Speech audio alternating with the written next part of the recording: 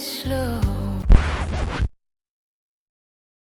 If you thought that was uncomfortable, you're gonna hate Companion. Hello everyone, welcome to our new series, Daniel Reviews. It's exactly what it sounds like.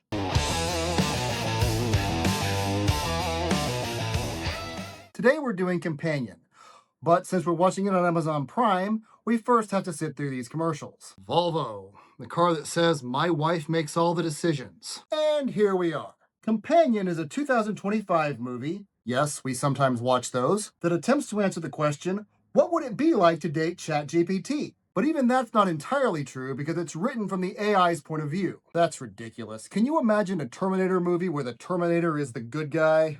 Meet our protagonist, Iris. I'm Iris. Played by Sophie Thatcher. Anyone else getting a flow from progressive vibe?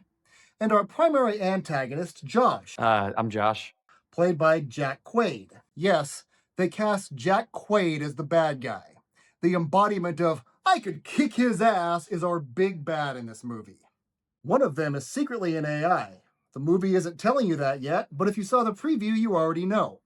We first meet them in a little meet-cute moment in a supermarket, which Josh feels the need to narrate like a minute after it happens. Because we all know the first rule of writing is show, then tell, right?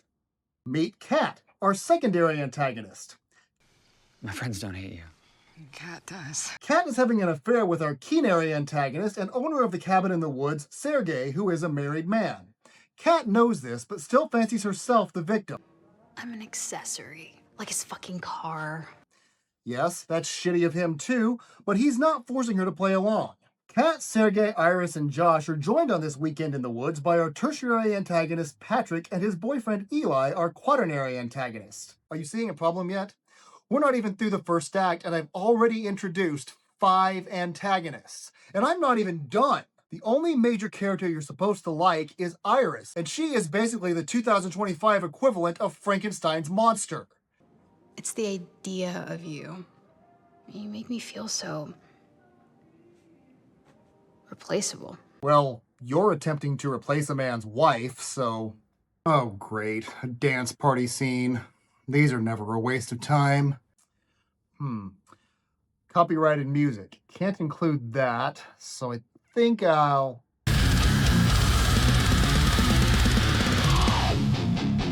On melody and rhythm smash the walls. Boots can strong beats conquer my brain. Feel down on my feet, spin my water all around. I can feel it in my soul and it grabs me by the...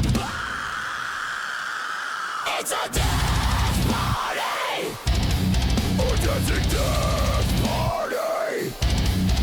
It's a death party! A dance of death party! Total Wine and More.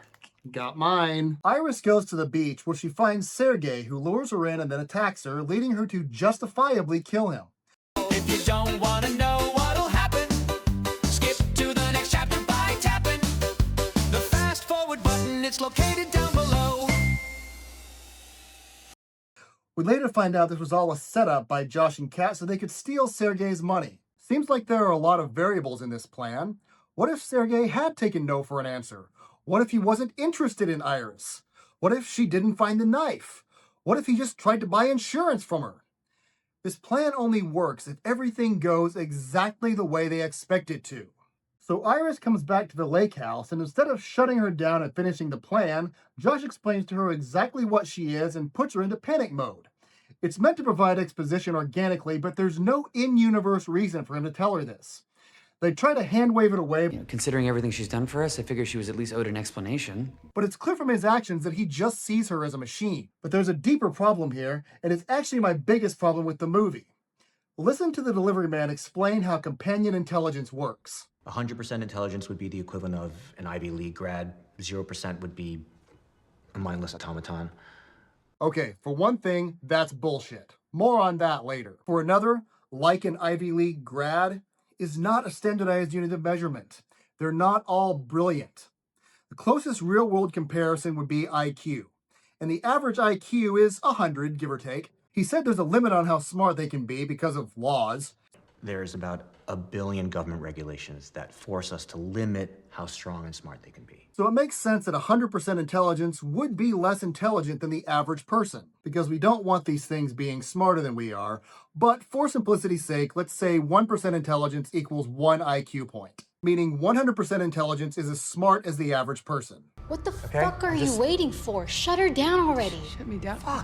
Yeah, fuck, Cat, that was a stupid thing to say. This mod is a thumb drive containing a program that Josh uploaded into Iris that overrode her factory settings, increasing her aggression and decreasing her impulse control. It's why she was able to act violently against a human being. It's not scary because it's a fucking thumb drive, which the movie doesn't seem to understand. You remember the code?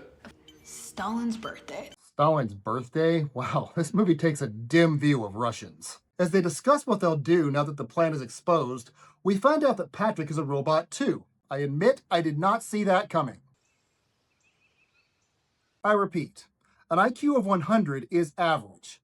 You get down into the 60s, you're talking severe cognitive impairment. With an IQ of 40, this woman is definitely in diapers. She can't use a toilet, let alone a smartphone. And the thing is, she's already functioning at a level above a 40 IQ. She demonstrated that with her escape plan and her ability to communicate, her ability to recognize danger and understand that she's an AI. 40% intelligence would not be enough for that.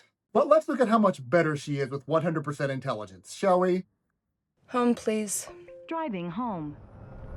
And might I add, this is a terrific plan, Iris. Yep. She figures out she can escape by stealing a car. And even at 100% intelligence, that's her third idea. She has to cancel out hitchhiking and walking before she arrives at steal the car. Ivy League grad. An average intelligence person would figure that out right away and would understand why that might not work. There's a scene later where Josh lowers her intelligence to 0%. At 0% intelligence, she still knows which one is her right hand.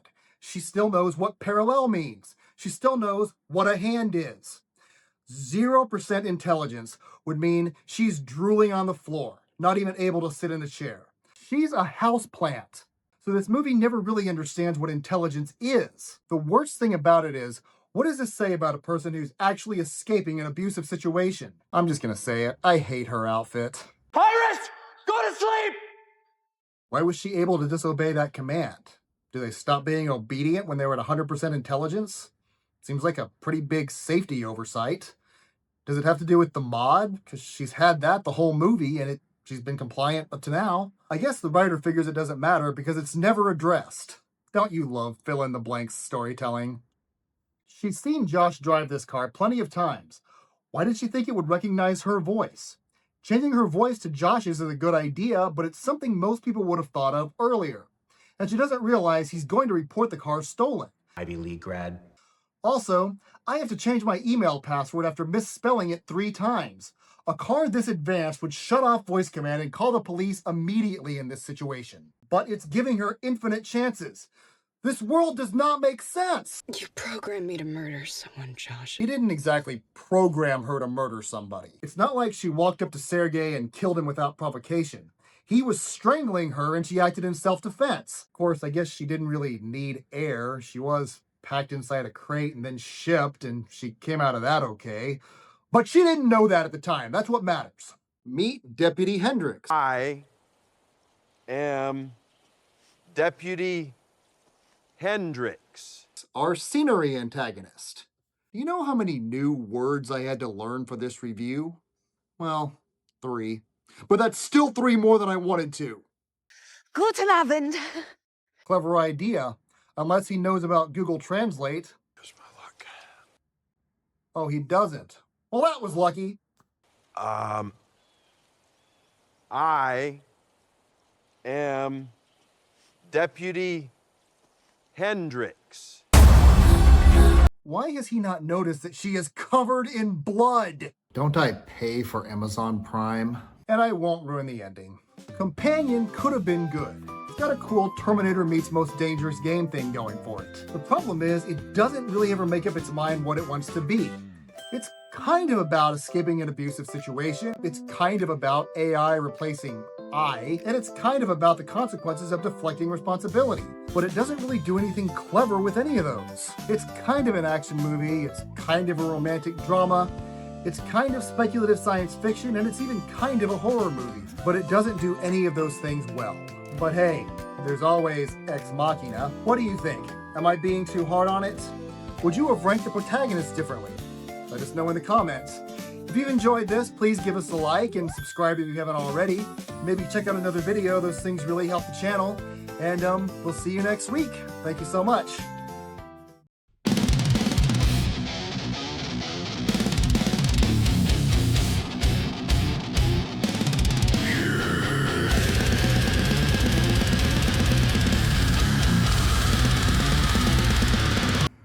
I swear the toaster meant nothing to me. On melody and rhythm smash the walls. Boots can strong beats conquer